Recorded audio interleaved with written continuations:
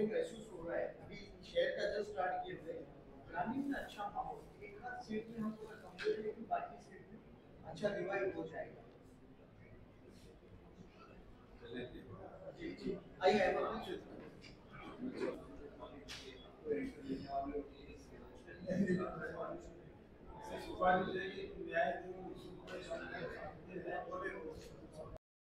बराबर यार तुमने उनका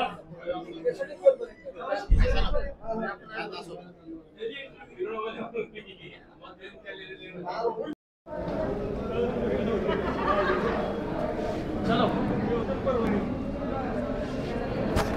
चलो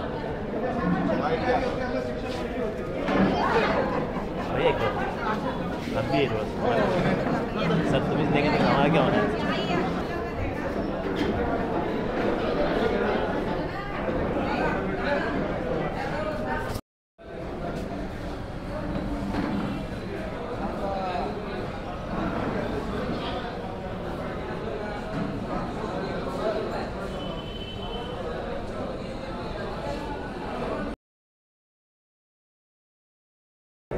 औरंगाबाद पूर्व विधानसभेचा काँग्रेस पक्षाचा उमेदवार काँग्रेस पक्षाकडून मी उमेदवारी मागितलेली आहे।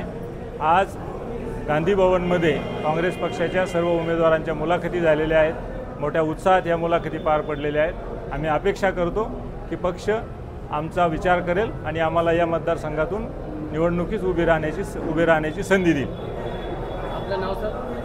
एम के देशमुख, निवृत्त शिक्षणाधिकारी।